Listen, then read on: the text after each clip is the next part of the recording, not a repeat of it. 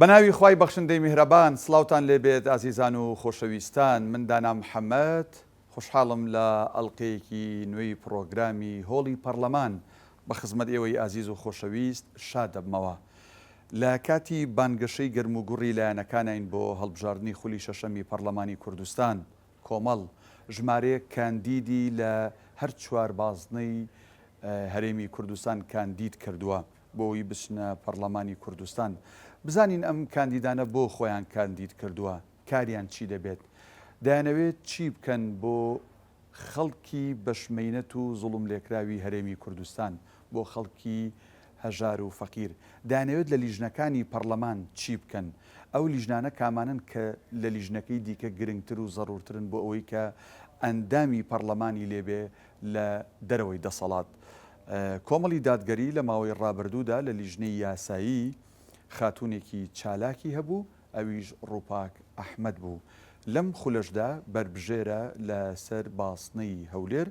بە ژمارە 4. ئێمە ئێستا بە خێراتنی خات و ڕووپاکەکەین بابێت ڕووپاک خان بە خێربێیت فەرموو. بەخێربێت عەلەیک سەلام و ڕەحمەتوڵڵا بەخێربێی سەرچاوەکانم یەخوا بەخێربێی سەرچاوەکانم. پێشەوەی بچینە سەر کورسی پرتەقاڵی لە هۆڵی پەرلەمان پرسیارە سیاسی و جدیەکان بکەین. با هەندێک پرسیاری کۆمەڵایەتی لێ بکەم. جەنابەت لە کێیەکەوە هاوسەرگیریت کردووە؟ لە 2008 هاوسەرگیریم کردووە، تەمەنم 18 ساڵ بوو. 18 ساڵ. خاوەن چەند منداڵن؟ خاوەنی 3 منداڵم، کچەک و 2 کوڕم هەیە. خی گەورە لێتان نەسێنن. جەنابەت کاری پارێزەرایەتیت کردووە، کاری حیزبیت کردووە و کاری پەرلەمانتاریشت کردووە. تا چۆن ئەمانت گونجاندووە لەگەڵ هاوسەر و ماڵە باوان و ماڵە خەزوران و مناڵەکان و پەروەردەکردن؟ چۆن توانیتە ئەمانە چکە ئەمانە هەرێکی کاتێکی ئێوە بخۆی؟ تەمەنم 18 ساڵ بوو زەواجم کرد. ئەو کاتە پۆلی 12 بووم، 12 ئامادەی. 4 ساڵی زان کۆم بە هاوسەر و منداڵەوە بەڕێ کردو و بڕیومە و ماستەرشم هەیە لە ئێستا 2 ساڵی ماستەرشم خوێندووە و پاشان پاش دەرچوونم لە زانکۆ ئینتیمام بۆ سندیکای پارێزەران کرد و دەستم بە کاری پارێزەرایەتی کرد. بەر لە پەرلەمان 5 ساڵ خزمەتی پارێزەرایەتیم هەیە. زۆرینەی کەیسەکانم بینیوە، ینی لە دادگا مختصەکان بە تایبەت دادگاکانی هەولێر و دوای ئەوەش دەرچوون بۆ پەرلەمان. بەڵام بەر لەوە لە ساڵی 2004ەوە من لە ناو ئۆرگانەکانی کۆمەڵی دادگەری کار دەکەم. 6 بۆ 7 ساڵ لە ناو قوتابیان کارم کردووە، لە ناو لاوان و هەروەها لە خوشکان لە هەموو پلەکانی ئەندامیەتیم بڕیوە. کارژێڕی مەڵبەندی پێشەوی بە پەرلەمانتار. بەڵێ کارژێڕی مەڵبەندی هەولێر بووم، کارژێڕی هەڵبژاردن بووم. بووم بە پەرلەمانتار 4 ساڵی پەرلەمان کە تەواو بووم هاتمەوە بوومەوە کارژێڕی مەڵبەندی هەولێر. ئێستا کارژێڕی مەڵبەندی هەولێر. باشە. وەکوتم چۆن توانیوتە ینی باڵانسێک لە نێوان ئەم ئیشانەیە و لەگەڵ هاوسەر و خواردن ئامادەکردن و ماڵداری و چوزانم ماڵە خەزوران و باوان و ئەوی کە تۆ ئێمە کۆمەڵگەیەکی کۆمەڵایەتین و سەردانمان زۆرە، خەڵک زۆر ینی سەردانی یەکتریەکەن. ینی چۆن توانیوتە ئەم باڵانسە ڕابگری؟ خۆی ڕاگررتنی باڵانس قرس بۆ من زۆر لەبەر ئەوەی من منداڵی گەورەی ماڵی دایکمم و هاوسەریشم ئەرکوبەر پرسیارەتی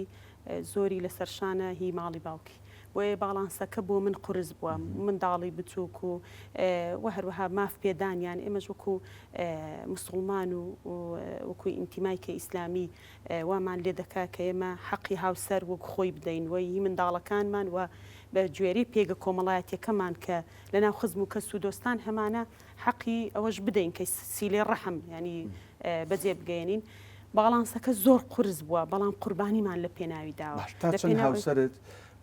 قەڵایەکی گەورە بووە لە پشتی تۆ بۆ ئەم کارانە؟ وەک ئاماژەش پێکرد تۆ ینی هێشتا نەچیتەتە زانکۆ ژیانی هاوسەریت پێگەناوە، ینی خوێندنت تەواو کردووە، کاری پارێزەرایەتی کردو، کاری حیزبی کردو، پەرلەمانتاری کردووە. بێگومانە مەگەر هاوسەرت ینی چۆنەڵی دەست و پەنجە لەگەڵ ئەم وەزعە نەرمنەکە لەوانەیە کێشەگرفت دروست ببێ. لێرەوە بە پێویستی دەزانم زۆر سوپاسی هاوسەرم بکەم. بەڕاستی پشگیر و پشتیوانێکی زۆری من بووە. من کە ڕووپاکم ڕاوەستاوم 4 ساڵ پەرلەمانتار بوومە، هۆکارەکەی ئەو بووە و بە پێویستی دەزانم سوپاسی دایکیشم بکەم لە بەخێوکردنی منداڵەکانم و هەروەها هاندانم بۆ ئیش و کار و هەروەها سوکردنی باری سەرشانم لە ڕۆ کۆمەڵایەتەکەی بە پێویستی سپاسی خۆی دایک دڵی بۆ خۆشەکە کچی گەورە بێ خزمەتی کار ئەرکەکانی سەرشانی ئەو سوکە بەڵام تۆ دایکی ئەرکەکانی سەرشانی توی سو کردووە پێچی زۆر جار دەیانگو کە زەواجت کردووە لە جاتیەوەی نەفرێک لە ماڵەوە دەچێتە دەرەوت سێ کەت بۆ هێناوین ئێستا بۆتە چوار کەس کە ئەرکە لەسەر شانی دایکم زۆر سپاسی دەکەم چۆ لەسەر کورسی پرتەقاڵی ئەو وەرەقەی لەگەڵ خۆت بەرە با بزانین پرسیارەکانت لێ بکەین بزانین هۆی چییە دووبارە خۆت کاندید کردوێتەوە. ڕووپاکان تۆ لە خولی پێنجەم پەرلەمانتار بووی، بۆچی لە خولی شەشەم ئەتەوێت لەسەر کورسی پرتەقاڵی لە هۆڵی پەرلەمان دانیشیت و دووبارە خۆت کاندید کردوێتەوە لە بازنەی هەولێر بۆ کار چییە؟ کاکدانە لە خولی چوار پەرلەمانتار بووم و هەروە فراکسیۆنی کۆمەڵیش ئۆپۆزیسیۆن بوو بە حکمی ئەوەی کە ئۆپۆزیسیۆن بووین مەبەستە خولی پێنجە خولی پێنج بە حکمی ئەوەی کە ئۆپۆزیسیۆن بووین ئێمە 43 پێشنیازە یاسامان پێشکەشی دەستی سەرۆکایەتی کرد تەنها فراکسیۆنی کۆمەڵ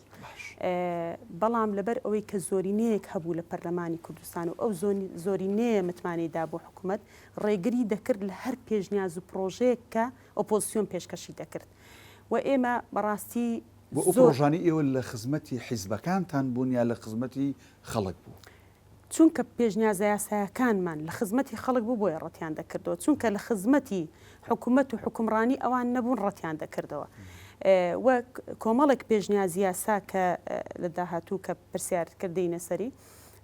کە بەدەستکەوتی دەزانین بوون بە یاسا لە کۆتاییەکانی تەمەنی پەرلەمان بوون بە یاسا دەستکەوتێکە بۆ کۆمەڵی دادگەری و کۆمەڵێک پێشنیاز ماوە کە ئێمە کارمان لەسەری کردووە نەبوون بە یاسا ئەوە هۆکار و پاڵنەرێک بوو کە درێژە پێدەری ئەو خزمەتە بین درێژە پێدەری خزمەتی ڕابردوو بین و هەروەها یەکێک لە پاڵنەرەکانی تر تەکلیفی سەرۆکی کۆمەڵی دادگەری بەڕێز مامۆستا عەلی باپیر کە تەکلیفی لە بەندە کرد کە خۆم کاندید کەمەوە و نەمتوانی تەکلیفی بەڕێزیان ڕەتکەم. باش تەبەن بێگومان کاری پەرلەمانتاری هەمووی گرنگە بەڵام لەناو کاری پەرلەمانتاریە کاری لیژنەکان لە هۆڵەکە گرنگترە بێگومان لەناو لیژنەکانیشە لیژنەی یاسایی وەکو بڵێ ئیتر بەدایکی لیژنەکانی دیکە داهەندرێت جەنابەت لە خولی پێنجەم ئەندامی لیژنەی یاساییش بوویت چۆن ینی توانیت ڕێگربی یان ئەوەندەی بەپێی توانای خۆت ئەو تاقەدەنگەی هەبوویت توانیت ڕێگری بکەیت لە کۆمەڵێک یاسا کە دژ بە دابوونەریتی کۆمەڵگەی کوردی بێت دژ بە ناسنامەی ئاینی پیرۆزی ئیسلامی ئەم میلەتە بێت چۆن توانین ڕێگری لێ بکە یا چۆن توانیت دەست و پەنجەت لە کۆمەڵێک یاسایە بنەخشێنی کە لە بەرژەوەندی خەڵک بێت؟ بەڵێ خۆی وەکو بۆ خۆت باست کرد لیژنەی یاسایی دایکی پەرلەمانە یا خۆت بڵێ دڵی پەرلەمانە چونکە هیچ یاسایەک ناچێتە بەردەم سەرۆکایەتی پەرلەمان گەر لیژنەی یاسایی سێ چوار دانیشتنی بۆ نەکردبێت و راپۆرتی ئامادە نەکردبێ پاگنووسی راپۆرتەکە دەچێتە بەردەستی سەرۆکایەتی پەرلەمان لەوێ سەرۆکایەتی پەرلەمان دەیخاتە بەرنامەی کار و دەبێتە بەرنامەی کۆبوونەوەی پەرلەمان کاکدانە من هیچ دانیشتێکی لیژنەی یاسایی نەبووە من ئامادە نەبووم ئەنی غیابت نەبووە هیچ غیابێکم نەبووە لەوانەیە بۆ نمونە کۆبوونەوەیەک لەسەر هەندێک راپۆرت بوو بێ هەندێک لەوانەیە بە حکمی ئیشی فراکسۆن و کاری پەرلەمانتاری و بە دووادا چوونم چەند دقەیەک تاخیر بووبم بەڵام بە شاهیدی سەرۆکی لیژنەی یاسایی کە لەلایەنێکی ترە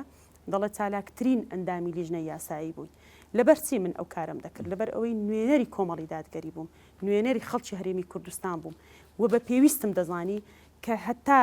دوا وشەکانی نووسینی راپۆرت من لەوێ ئامادە بم دانیشتن هەبووە دانیشتنی لیژنەی یاسایی لە بەیانیەوە دەستمان پێکردووە دوی شەو تەواو بووین هیچ ڕێم بەخۆم نەداوە دانیشتن بەجێ بێڵم لە کاتێکدا ئەنداممان هەبووە لە لیژنەی یاسایی 3 ساڵی ڕێک حزوڕی نەبووە هەر نەمان بینیوە لەناو هۆڵی پەرلەمان نەبوو بێ لەناو لیژنە نەمان بینیوە بەڵام من بەڕاستی بە پێویستم زانیوە بۆ ئەوەی کە دیفاع لە قوتی خەڵک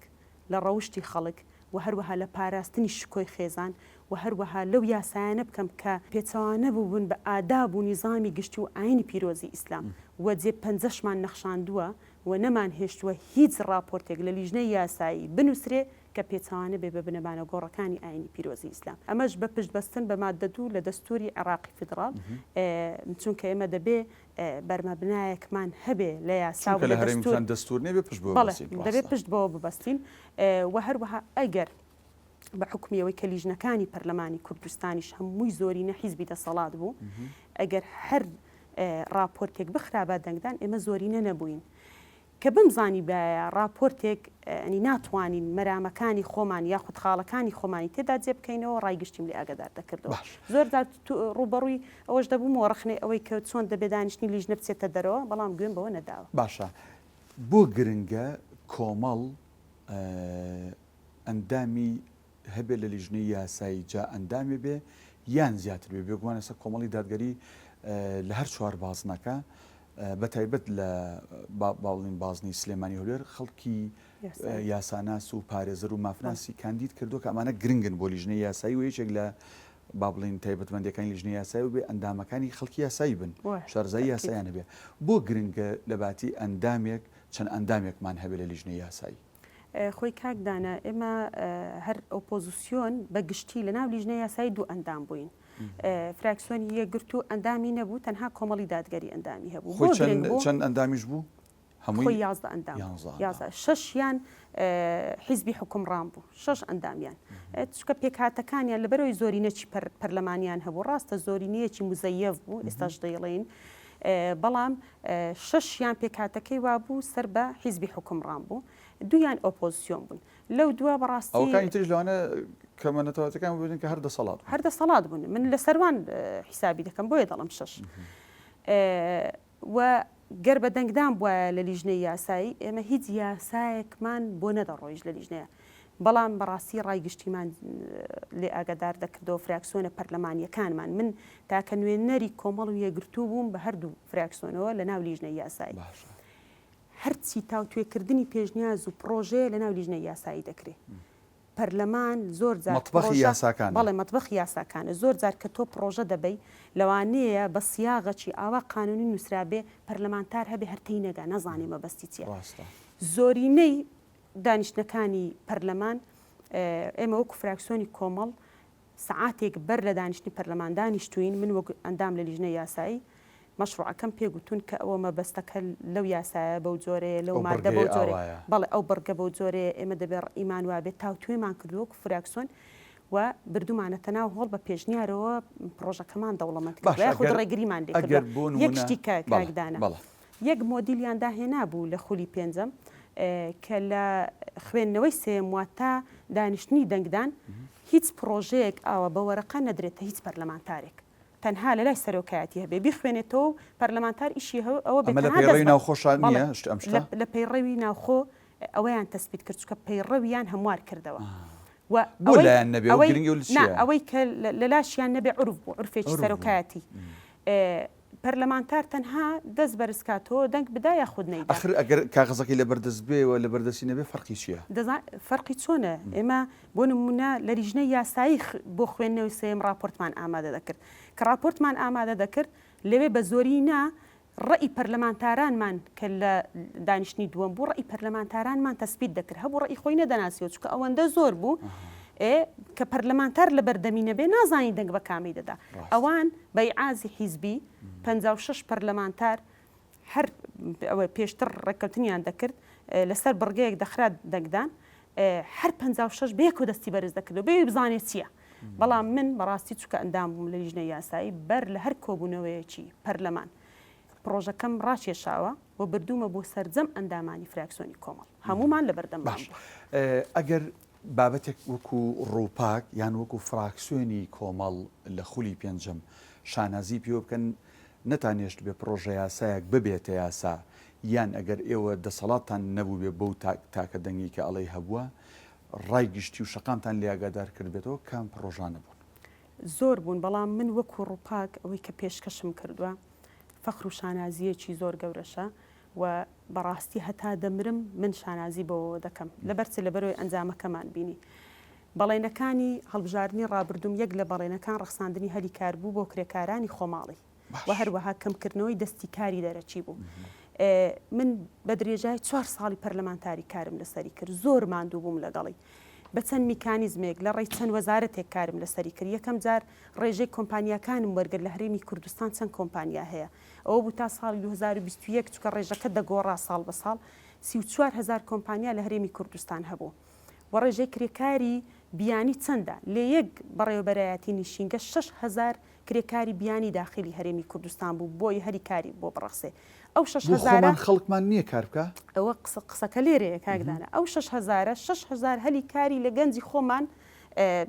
قۆرق کردبوو و هەروەها لی سند بووە بۆیە ئەو 6,000 گەنجە ناچار دەبێت بکە دەبێت کۆچ بکە بەرەو هەندەران ئەوە بوو کارم لەسەری کرد و بەڕاستی کە بۆ حکوومەتم نار حکوومەت کوتیان ئێمە هیچ پرۆژەیەک ئێمە جێبەجێ ناکەین کە بێتە یاساش کە بارگرانی دارایی دروست بکە ئەمەیان لە پەیڕەوش تەسبیت کرد هەستان بیرم لەوە کردەوە کە ئەم پرۆژەیە چۆن وا بکەم کە هیچ بارگرانی دارایی لەسەر حکوومەت نەبێ و جێبەجێ بکرێت بەڵام گەنجی سوودمەند بێ گەنجی سوودمەند بێ و هیچ دەرچوویەکی دانەمەزراو لە هەرێمی کوردستان نامێنێت کە هەلیکاری بۆ نەڕەسێ ئەوە بوو کردمە پێشنیازە بڕیارێک دام بە دەستۆی سەرۆکایەتی پەرلەمان خودی سەرۆکی پەرلەمان پێی زۆر جوان بوو زۆر باش بوو کاری لەسەر کرد و ناردی بۆ وەزارەتە پەیوەندیدارەکان کە وەزارەت پەیوەندیدارەکان پێیان باش بوو بۆ کارنامەی کۆبوونەوەیەکی ئەنجومەنی وەزیران لەسەر ئەو بابەتە بوو و دوایی بە خۆشحاڵیەوە دەڵێم لە یاسای کار کە دوو کۆبوونەوە پێش کۆتایی هاتنی خولی پەرلەمانی دەنجی لەسەردرا تەسبیت کرا کە هەموو هەر کۆمپانیایەک لە هەرێمی کوردستان مۆڵەتی کارکردنی کە وەرگرت دەبێت ڕێژەی 1970 کرێکاری خۆماڵی بەکاربێنێ واتە تەنها 130 دەمێنێتەوە 130کەش ئەوانی کە پسپۆڕی وردن واتە هیچ کرێکارێکی بیانی ئەوەی کە پسپۆڕی ورد نەبێ نابێت لە کۆمپانیا ئەهلیەکان لە کۆتایی خولەکەیە بۆ تاوانەوە بەداداچوونێ بڕوا ناکەم بەو شێوازە حکومەت جێبەجێ کردبێ و کردی تایبەت جێبەجێ کردبێ یەکێ لە ئەرکە گرنگەکانی ئێوە لە خولی شەشەمەوەی بە دوای ئەوەی بچن بزانن جێبەجێ کراوە یان یەک لە بەرنامەکانمەوە باش ڕووپاکخان دەستور دایکی هەموو یاساکانە بێکومان یعنی لە دەستورەوە یاساکان چۆنەڵی وردە لە دایکە بن و یەنە بەرهەم ئێمە لە هەرێمی کوردستان بەداخەوە دەستورمانە جالەوەی کە دووسێ جار محاولە کراوە و لیژنەی نووسینەوەی دەستوری ژەبووە ئەم خولەی شەشەمی پەرلەمان وا گومانە برێت ئەم بابەتە بێتەوە نێو هۆڵی پەرلەمان کۆمەڵی دادگەری چۆن خۆی بۆ ئامادە کردووە یەک دوو من ئەمێ بزانم گرنگی دەستور ئایا هەرێمی کوردستان دەستوری هەبێ و دەستوری نەبێ وەکو یەکە یان نە بەڵێ خۆی دەستور بابەتێکی زۆر گرنگە لە خولی پێنجەمی پەرلەمان ئێمە زۆر کارمان لەسەر ئەوە کرد هەرێمی کوردستان بێتە خاوەنی دەستوری خۆی و ئەوە بوو لیژنەیەکی پەرلەمانی لیژنێکی 15 کەسی پێک هات لە لیژنەی یاسایی وت لە سەرجەم فراکسیۆنەکان بۆ ئەوەی دەستور بنووسنەوە خۆی ڕژنووسێک نووسراوەتەوە چەند مادەیەک نووسراوەتەوە بەڵام لەسەر ئەوە ناکۆک بووە کە بڕگەی لە بڕگەیە کە پێگەی ئاین لە دەستوری هەرێمی کوردستان ئەوەی کە خواستی ئێمە ئیسلامی وڵا حەزەکەم لەسەرەوە بۆسین چیە لەسەر ئەمە گرفتی هەیە کە ناسنامە یا با بڵین بنەمای سەرەکی هەموو یاساکان شریعەتی ئیسلام بێ و چیە بەڕاست بە تەحەداوە دەڵم بە ئۆپۆزیسیۆن و دەسەڵاتەوە هەموو حیزب ئەلمانیەکان دژی ئەوەن کە پێگەی ئاین تەسبیت بکرێت لە دەستور هەموو حیزب ئەلمانیا بە معارەزە و بە دەسەڵاتەوە بەڵێ هەمووی تەنها ئیسلامیەکانن کە بەرگری لەوە دەکەن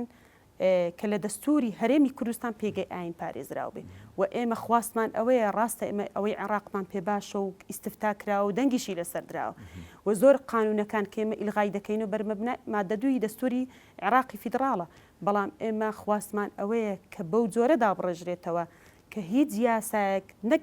بڵێن هیچ یاسایەک دەرنەچێ پێچەوانەی بنەمانە گۆڕەکانی ئاینی پیرۆزی ئیسلام بێ نەخێر سەرچاوی یاسادانان سەرچاوی دەستور دەبێت شریعەتی ئیسلام بێ کابێت دەستور گرنگە دەستور زۆر گرنگە بۆچی تریش ئەمە جگە لەو بڕگەیە چکە ئەمە زۆربەی قانونەکان بەوە ڕادەگرین زۆربەی ئەو مەرامە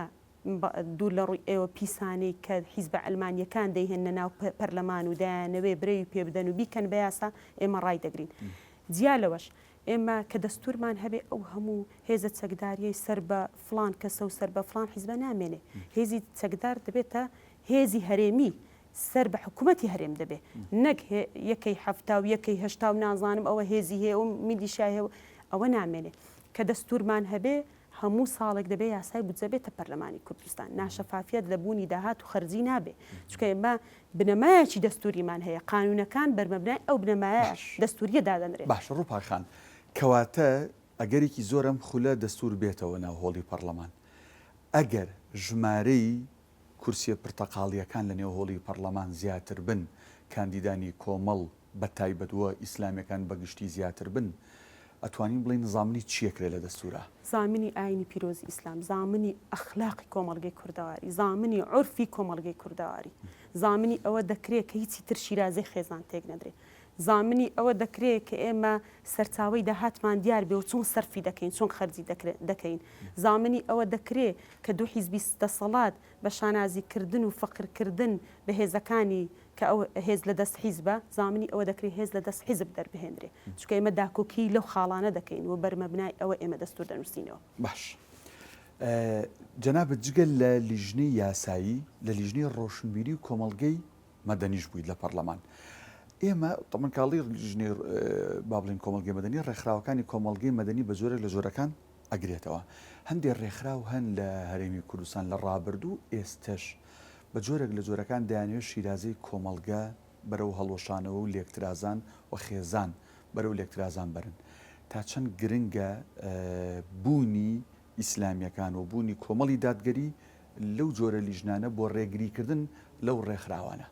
کاکدانە پێم خۆشە لە وەڵامی ئەو پرسیارەت ڕاستیەک بخەمەڕوو. لیژنەی ڕۆشنبیری کۆمەڵگەی مەدەنیەک بوو لەو لیژنانەی کە ئەندامانی فراکسیۆنەکانی تر بۆی نەدەچوون، دەیانگو لیژنەیەکی لاوە چییە؟ بەڵام بەڕاستی خزمەتی زۆر باشمان کرد لەو لیژنەیە، کاری زۆرمان کرد. ئەوەی کە باست کرد وەکو پرسیار ئاراستەی منت کرد. چەندین ڕێکخراومان لە ڕێی لیژنەی ڕۆشنبیری کۆمەڵگەی مەدەنی داخست. بۆ ئیشان چی بوو؟ یەکێکیان ڕێکخراوی هاوڕە گەزبازی کە پەرلەمانتارێکی فراکسیۆنی کۆمەڵ نووسراوی ئاراستەی لیژنە کرد. ئێمە وەکو لیژنەی لاوەچیمان لەسەری پێک هێنا و هەروەها ئاراستەی فەرمانگەی ڕێکخراوە ناحکومیەکانمان کرد و دامانخست. دوو ڕێکخراوی تر هەبوون کە پێچەوانەی وەرگرتنی مۆڵەتیان کاریان دەکرد و کاریان بەوە دەکرد کە گەنجانمان بەرەو هەڵدێر و مولحیدی ببن. ئەو دوو ڕێکخراوەشمان داخست. و چەندین هونەرمەند کە ڤیددیۆکلیپی زۆر نەشیاویان بڵاو دەکردەوە لە ڕێی لیژنە و داواکاری گشتیەوە ئێمە ئەو ڤیددیۆکلیپانەمان ڕاگرت. و ئەوانەی کە کەسایەتی سۆسیال میدیان بە ناوی ڤاینەر و ئەوانە کە کۆمەڵگە بەرەو هەڵدێر و هەڵوەشانەوە دەبن پەیجەکانمان پێداخستن. گەورەترین خزمەتی کۆمەڵی دادگەری کە فەخر و شانازی پێوە دەکا ئەندامی بوو لەو لیژنەیە و کارکردنی بوو لە ڕێی ئەو لیژنە و داواکاری گشتی کە ئێستا سوپاسی داواکاری گشتی دەکەم بەدەم سەرچەم داواکاریەکانی ئێمەوە هات لە ڕێی لیژنە و بە تاک بە فەردیش کێمە ئیشمان لەسەری کرد. وەداخستنی شوێنەکانی مەساج ئەمە کەم نەبوو کە بەشێک لە شوێنەکانی مەساج کە بۆ کاری ڕبەدڕەوشتی بەکاردەهێنران ئێمە دامانخست. ڕێکلامکردن بۆ vەی پونێرگە لەو جگارە ئێمە ڕێگریمان لێ کردووە هەروەها بڕیارمان پێدەرکرد لە ڕێی داواکاری گشتی. و داخستنی چەندین یانەی شەوانە کە کاری بوو بۆ کاری بەدڕەوشتی و لەشفرۆشی ئێمە دامانخست و کارمان لەسەریان. باش دووسێ جار باسی داواکاری گشتیت کرد. منەمە پرسیارێک لەسەر گرنگی ڕۆڵی بەهێزی داواکاری گشتی بکەم. ئەگەر داواکاری گشتی لە هەرێمی کوردستان بەهێز بێت چییە گوزەرێ و ئەگەر بێهێز و لاواز و دەستەمۆی حیزبەکانی دەسەڵات بێت چییە گوزەرێ؟ بەڵێ خۆی داواکاری گشتی لە سەرجەم وڵاتان ینی سەلاحیەتێکی زۆر بەرفراوانی هەیە. قانونی سەر بەخۆی خۆی هەیە داواکاری گشتی. ینی دوور لە دەستێوەردانی حیزبی داواکاری گشتی کاری خۆی دەکە. خۆی گە داواکاری گشتی کار بکە بەپێی ئەو قسانی کە بەڕێزت کرد دوور لە دەستێوەردانی حیزبی بە شەفافیەت و هەروەها ینی ئەدای ئەرچی خۆی بکە ئەوە هیچ جەریمەیەک لە هەرێمی کوردستان ناکرێەوە ڕوونادرا. یانەوەی پەرلەمانی ژنەیکاوە توانێ بیکات. ئەو دەتوانێت بیکات چونکە لە هەر جەیەک کارێک پێچەوانەی عورف و ئاداب و هەروەها قانون کرا داواکاری گشتی دێسکاڵا تۆمار دەکە و نووسرا و ئاراستەی لایەنی پەیوەندیدار دەکە و ڕای دەگرێت. بینیشمان لە ڕابردوو بینیمان ئەو نووسراوانی ئێمە ئاراستەمان دەکرد کە پێوە دەگرت داواکاری گشتی ڕێک ینی داواکاری گشت سەلاحەتی ئەوەی هەبوو کە ڕای بگرێت ڕاشی دەگرێت. ڕووپاخان لە خولی پێنجم کە لە ساڵی 2010 هەڵبژاردننی بۆ کرا هەچەنە بەدانشکوری نەبێ هیچ خولێکی ئێمە 4 ساڵ نییە 5 ساڵ و 6 ساڵە ئەمجارە خۆشبەختانە دادگای فیدراڵی هەر ڕای کرد ینی ئەوەی کە زیادە بوو هەڵی هۆشانەوە. بەڵام کۆمەڵێک پرۆژە یاسای جوانتان کرد بە یاسا و دەستانتیای هەبوو دەرچووەک و کۆمەڵ فریای چی نەکەوتون ئەتانەوێت لەم خولە بیکەن بە یاسا و ئێستا 2010 نیە ئێستا 2024 و 25 و بەرەو سەرە چی کە گرنگە لە با بڵین خەیاڵدانی ئێوە هەیە وەکو کاندید وەکو فراکسیۆنەکەتان ئەتانێت لە داهاتوە کە گرنگە لەمسی ژیانی و چۆنەڵە دینی هاوڵاتی ئەم هەرێمی کوردستاناکە گرنگترین ئەوانە چین کە ئەتانەوێ ئیشی لەسەر بکەن؟ یاسای پاراستنی خێزان پاراستنی شکۆی خێزان بە یاسا بۆ ئێستا خێزان نەپارێزراوە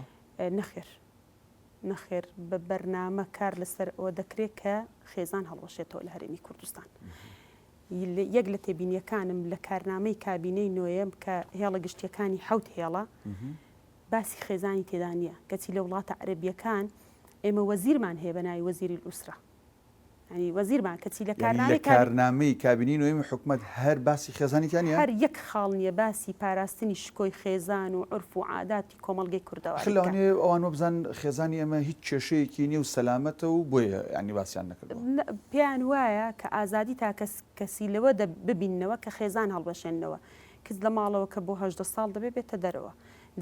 لە دەرەوە هیچ پلان و بەرنمەیەکیان نییە بۆ ئەو گەنجە بۆ ئەو کچە کوڕ بە هەمان شێوە شتێک نەبێ بە ناوی بۆ نمونە باوکو و هەروەها قەوامەی پیاو لە ناو خێزان.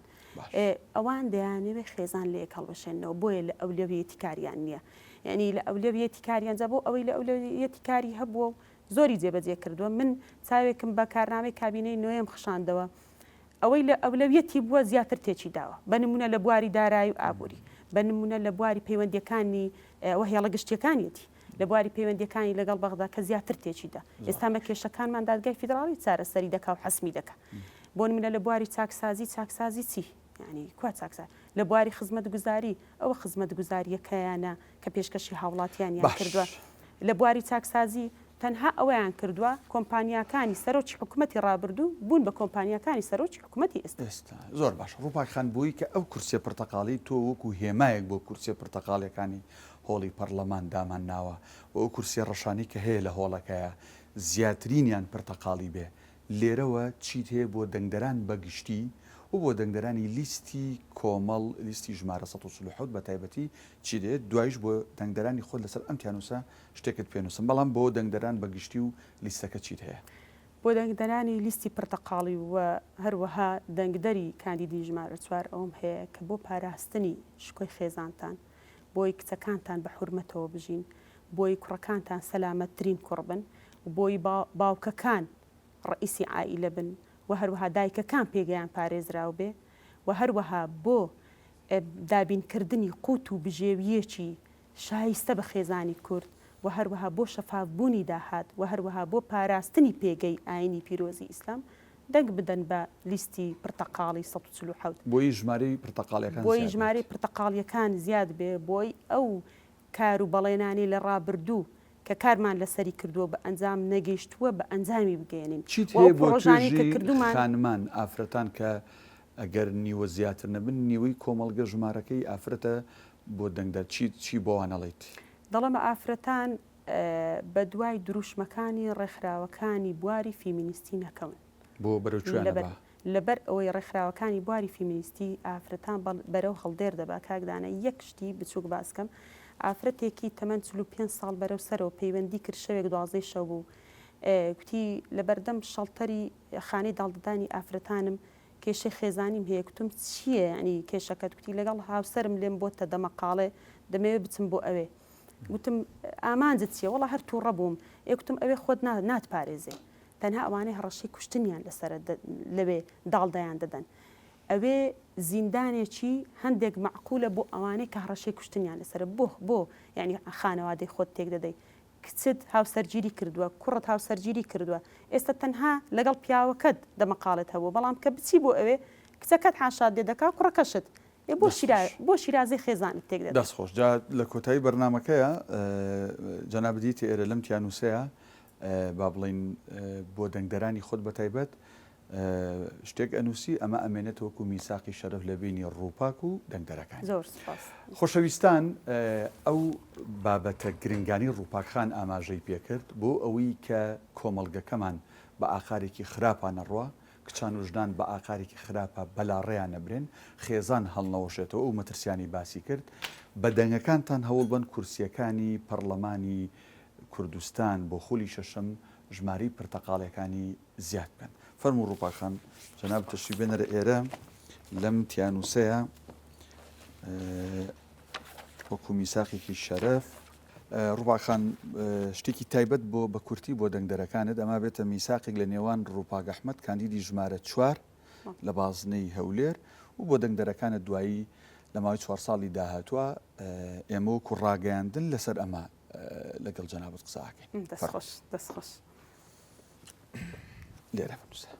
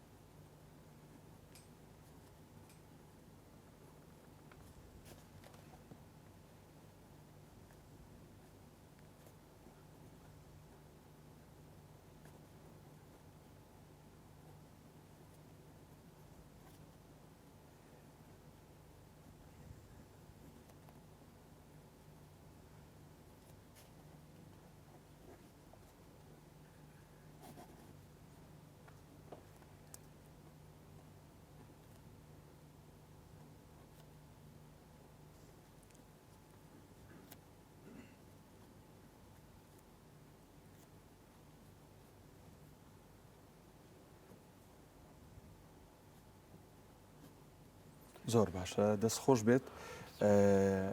بینەرانی عزیز و خۆشەویست ئەڵقەیەم جارشمان لەگەڵ ڕووپاگ ئەحمەد کاندیدی ژمارە 4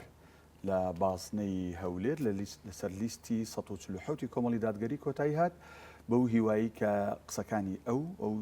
مەترسیانی کە لە ڕووی یاسا و خێزان و کۆمەڵگەی مەدەنیەوە باسی کرد لەبەر چاوتان بێ کورسیە پرتەقاڵەکانی هۆڵی پەرلەمان زیاتر بکەن و زیاتر بەشداری بکەن لە دەنگدان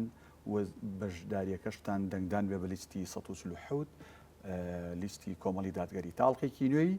هۆڵی پەرلەمان هەموو لایەک بەخۆی گەورە سپێرین هەر شاد بن خواتان لەگەڵ دەستخۆش بێ و سەرکەوتوو بیت دەستخۆش بێ.